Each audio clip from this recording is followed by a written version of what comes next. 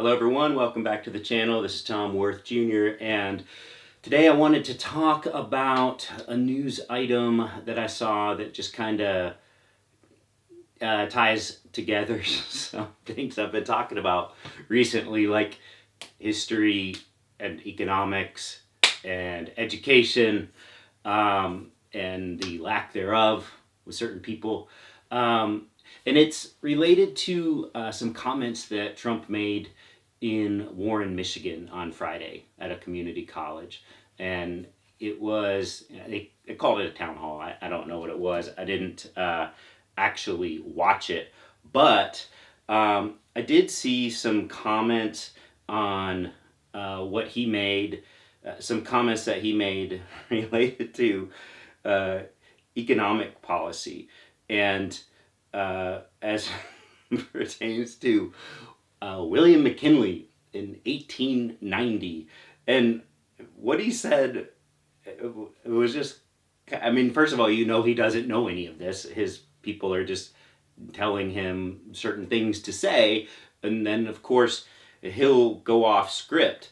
And he goes, in the 1890s, our country was probably the wealthiest it ever was, in the 1890s, because it was a system of tariffs. Trump, the GOP's presidential nominee, said, we had a president, you know, McKinley, he was a very good businessman and he took in billions of dollars at the time. We were a very wealthy country at the time. So all kinds of things are wrong with that. First of all, that the 1890s, we had some of the worst recession and unemployment in our nation's history. It was the worst up until the Great Depression. And McKinley actually enacted the tariffs when he was in Congress.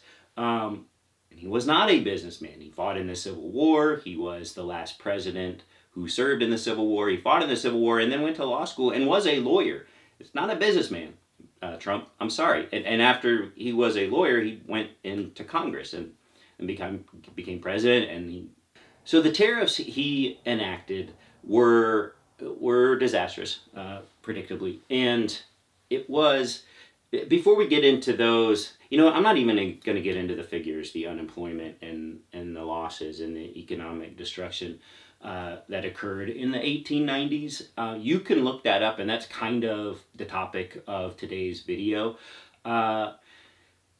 Trump always looking backwards, and it's annoying because you basically have three old guys who want to go back to what, in their view, were the heydays of their countries. You have Vladimir Putin, who wants to get back to the Soviet glory through much of the 20th century. That's how he saw it. And so he's going back to their playbook that worked. Because, like it or not, there were two powers after World War II for, you know, like the next 40, 50 years. And it was the United States and the Soviet Union. And he wants to get back to what worked for the Soviet Union. He's trying to reaccumulate land, and he's got an authoritarian regime. And it's understandable why Putin would want to get the former glory of the Soviet Union. It's reprehensible, but you can see, you know, he grew up in a time and came up in a time where they were one of the two powers of the world, and they're not, and they're pretty irrelevant compared to then. So that makes sense in that way. And then Xi Jinping, another guy, old guy who, you know, China thousands of years ago was very relevant, was the center of the world. And, you know, you had Rome also, but they didn't really interact. So he's trying to get back to when they could call all the shots, when they could isolate the ethnicities that they didn't want or the religious views that they didn't want and persecute them and keep them in concentration camps.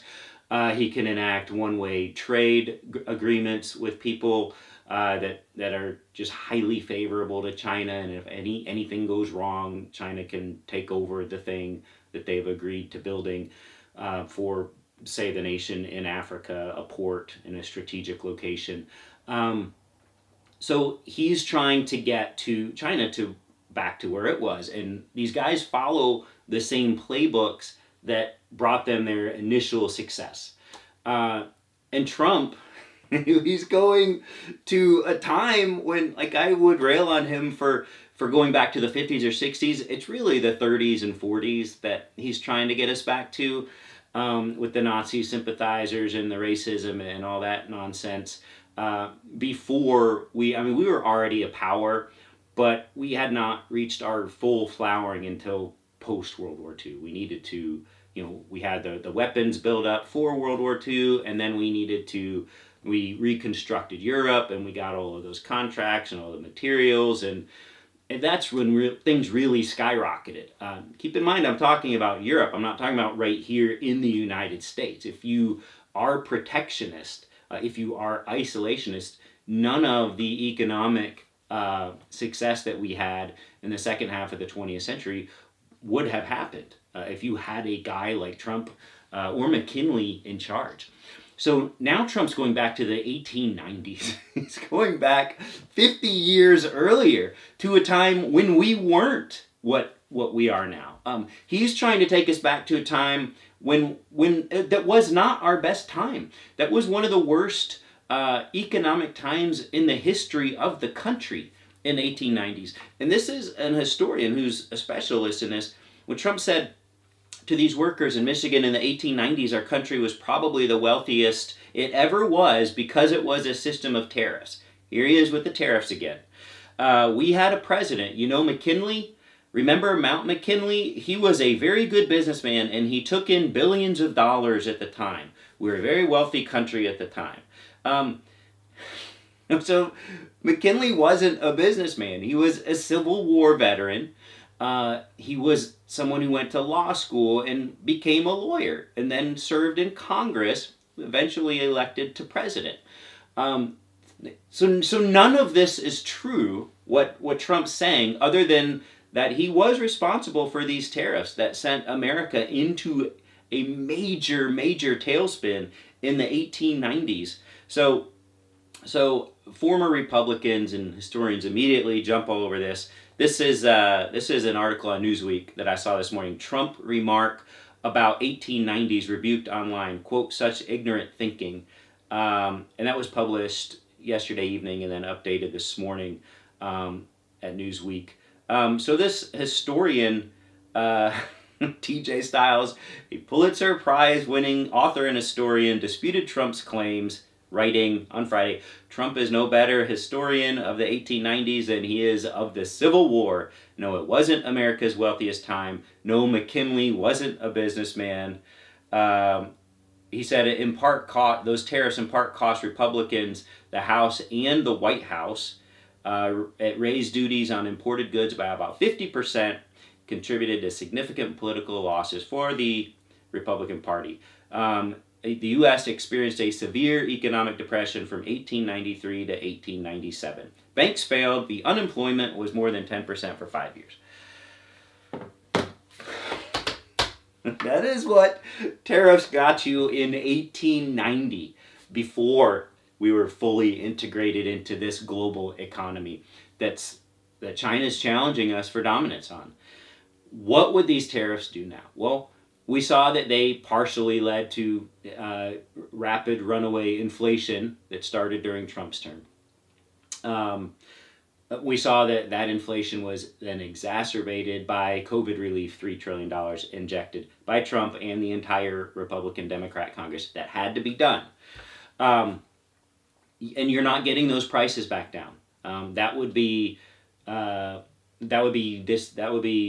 contraction. When prices go down, the Fed would act very quickly to counteract that. You can't have prices go down. In some ways, that's worse than prices going up, because when you get into a depression, it's kind of game over for a while. You just have to wait it out. So just think to think through this. If prices suddenly dropped 20%, all the suppliers and producers that made that stuff at those higher costs, well, now they're having to sell it at a loss. So their business is running a loss. So they have to curtail production, they have to lay off employees. Well, now there's less people with an income. Now they can't afford to buy things. So they're buying less things. So demand goes down even more, production goes even more. So you can't have prices just rapidly drop. Gas comes down sometimes, or if we have an unnatural shock to the system where something goes up, like the supply chain issues we had during COVID, those prices that just shot straight up can drop straight back down. But when we've had this build going back to 2018 when Trump started his tariffs, it just takes a while. It takes a while for prices to go up. We've curtailed inflation now, so this is where we're at now. Prices aren't coming back down, and that sucks. But that's not going to happen regardless of who's in the White House. The only difference is Trump being in the White House will raise prices even more. That is not in dispute. Trump will sit there and lie to his supporters' faces, and all they have to do, they have all of the world's information ever in history right in their hand, right in their pockets, and they won't pull it out and say, is what Trump just told me to my face actually true? It isn't. That's weird. Because if these people were that kind of person to fact check Trump on anything, they wouldn't be at a rally in Warren, Michigan at a community college for him. They would have already left him. Which brings me to a point on my educated voters abandoning Trump last week. I had comments from Republicans who claimed to be educated people. And okay, maybe you went to college, maybe you got a degree, maybe at one time in your life you went to some classes and did your homework and did take in an education. That is awesome. What have you done with it since? Because you're not using it now. You're not sharpening the saw, to use a Stephen Covey 7 Habits of Highly Effective People term. You're not staying on top of things. Watching your Fox News, you're not reading actual journalists. You're not reading actual historical works. You're not reading economic works or business tomes. You're not educating yourself anymore. So I don't know if you can honestly you can say, I was an educated person, but you're not now. Any more than an accountant. If you're an accountant, if you're a CPA, you have to get something called CPE credits. That's just continuing education credits. You have to prove every year a certain number of hours of approved continuing education courses. Otherwise, you'd have some person who studied for a CPA exam and got an accounting degree 40 years ago saying they're still an educated CPA. They're not keeping current on their education, on current trends, on current developments. You have to do that every year to maintain your CPA license. And I'm married to someone who was a CPA. I know about this stuff. I spent my career working with CPAs. And I see them do it every year. I know when they're going through their credits, whether it's sitting on online courses or maybe it's an offsite thing somewhere. They're sharpening the saw. And if you're not sharpening the saw, if you're not actually keeping current on things, and I don't think you're educated in politics or economics or history. If you're sitting there watching Trump lie to your face and not fact checking him and holding him to account, then I give you no credit. I'm sorry, I don't. A book like this, America First, just got at the library yesterday. This guy H.W. Brands, Roosevelt versus Lindbergh in the Shadow of War. This is something I already know something about. And the reason I do is I watched this fictionalized account on HBO during Trump's first term, The Plot Against America. It was amazing. That spurred me to look more into it and read more about what actually happened. And now this guy, this historian, he's like in his 70s now. He's at UT. He's a historian. He spent 17 years teaching history at A&M also, which is the most, probably just about the most conservative university you can have. But this guy, he got history and mathematics degrees at Stanford in the 70s. Then he got master's degrees in both of them. And then he came back, he came to UT Austin and got a history PhD. And he's taught at various places, including A&M for 17 years, and came back home to UT Austin where he's been for a while. Never actually read one of his books, but the topics he writes on are very interesting to me. I've sat there in bookstores and libraries and read through some of them, and I don't know why I ultimately didn't buy them. There's one about the expansion of the American West. This guy just knows stuff, and he took it upon himself. This is brand new. This is in the new section of the library. I was just perusing it. I didn't even know it was out yet. So he knows how important this is. It is not lost on him the parallels between the America First movement in the 30s that FDR had to beat back with Lindbergh as their figurehead. He was a Nazi sympathizer. He was fully engaged in, we have to be isolationists. We can't go fight against Germany. We need to leave that all to themselves. This is what people like me and so many others like me just get so worked up about, because people just are willfully ignorant. They won't look at the facts. They won't look at what happened in the 30s or the 40s with people trying to leave Hitler alone. And like Trump is trying to leave Putin alone now. You can't leave them alone. You can't. You can't let them go unchecked. They will never stop. That is not disputed. Trump will sit there and lie to your face, just like he told you. Okay, he will always lie to your face, and he is counting on you never pulling this out and saying, did you just lie to my face? Because he knows 70 million Americans will not bother. They just won't. They're lazy.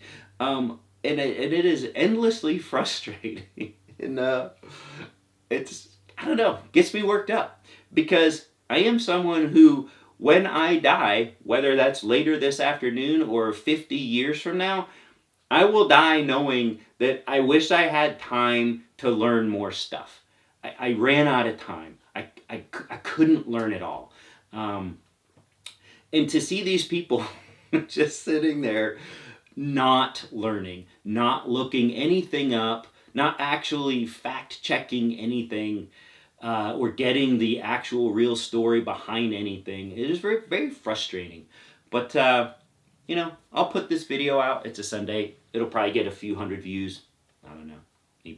Maybe 1,000 if I'm lucky. But Sunday views don't get a lot of views. And I'm fine with that. And I just wanted to go off on this a little bit, because I'm just constantly reminded that he will never stop. And he has a really good shot at winning this thing. And I'm just going to keep doing everything I can every day to try to change one mind here and there. And that's all I can do. And that is what I'm trying to do. That was my effort for today. And I'll make another one tomorrow. I hope you all have a great rest of your weekend. And we'll see you tomorrow.